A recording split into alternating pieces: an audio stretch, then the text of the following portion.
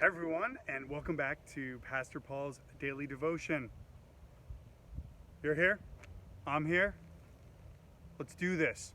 So this week I'm going to be giving just a couple quick reflections, Tuesday, Wednesday, Thursday, Friday, regarding the Evangelical Homiletical Society that I attended down in Waco, Texas. And so the theme, as you saw, was hope and lament, and that you can have hope amidst lamenting. Lamenting is just the groan. It's the cry of the heart. It's the bringing one's frustrations and hurts before the God who can heal us and before Jesus Christ, the one who suffered it on our behalf, so that one day we can be raised into glory and no longer suffer and no longer have to lament. So one of my buddies I went to seminary with, Casey Barton, presented a paper on Psalm 137, and he exhorted us as preachers, us as teachers, those of us that love God's Word, that when we read Psalm 137, that we don't cut out the last verse, verse 9, because there's something difficult there. So Psalm 137 starts with, "By the rivers of Babylon, we sat and wept when we remembered Zion."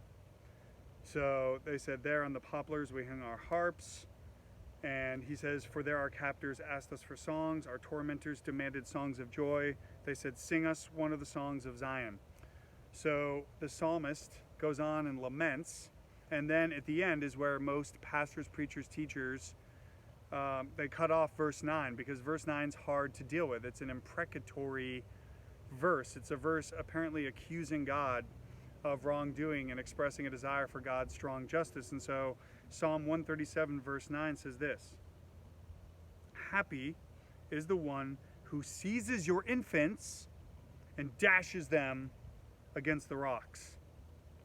So a lot of people don't want to talk about that it would appear to be the psalmist is asking God to bring violent justice to their enemies, to Babylon, by basically dashing the infants against the rocks of the Babylonians, their oppressors. And so Casey Barton, in his paper, which was excellent, indicated that this is really a cry for justice, and it's a cry for God to fulfill his covenant obligation to Israel, that God would fulfill his obligation to Israel, and that he would bring justice to those that would oppress Israel, to those that would attack Israel, to those that would demean Israel, to those that would seek to destroy God's people. And so this is not an endorsement of violence, but what it shows is that God welcomes us crying out to him in prayer, even with our deepest, darkest emotions, even when the parts of us that are not the prettiest.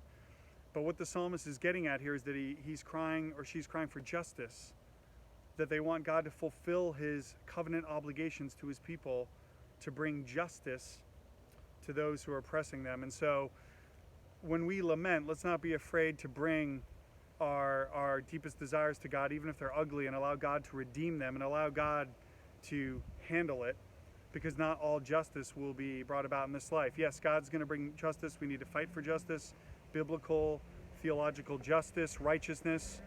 But not everything's going to be resolved here. And so one day God's going to resolve it on the other side. But in the meantime, we must all cry out to him in prayer. God bless you. See you tomorrow. Ciao.